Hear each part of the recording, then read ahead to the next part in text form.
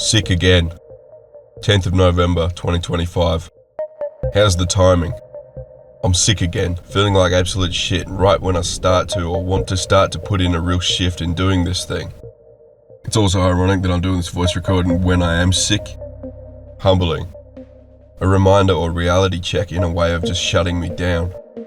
Life's way of slapping me in the face. A fucking cold. Being sick just has a way of reminding me that I'm only another animal that just exists in this world.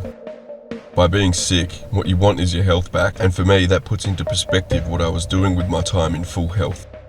A physiologically forced step back and reflect on what the fuck I'm doing with my life. It just makes me look at everything from a humble perspective of clearer truth, given that when being sick, being able to breathe through my nose clearly is appreciated when it happens. Fundamentally, reality is survival. How am I surviving in this life? As in, what the fuck am I doing with it? I'm not working hard enough on making this thing happen for it to be substantial or successful. Granted, I'm one day in, kind of, and then fucked from sickness, not being able to think straight, but still, I know I don't work hard enough. I know what hard work feels like in construction, which I'm capable of, whereas with this thing being such a mental work-focused venture, and basically a desk job physiologically, notebook and computer work centric, and also no external obligation or commitment, it's a new fucking ballgame for me. Am I lazy or just green and not good at it yet? Both really. I'm shit at this entrepreneurial thing in a field or process I'm not used to. That's okay, but at the same time, it's not. It's okay for now, but not later if I can't get good at it. All these ideas and plans, yet no real volume or output. Seeing the path or packing the bag for it, even though to a degree important, it's not walking it. With this sickness slapping me in the face to reflect on my life, I returned to my first and second notebooks that I started this practice with. That's a topic in itself to reflect upon, returning to my old writing, but contextually to this, it makes me remember of back then years ago wanting to build a better life for myself, yet still not necessarily putting that much rubber to the road, so to speak, and going anywhere. That 21-year-old kid is still romantically dreaming about a better life now at 25. Even so, recognizing the growth I've had in those 4 years, how much of that or what I've done in that time has actually grown its corn.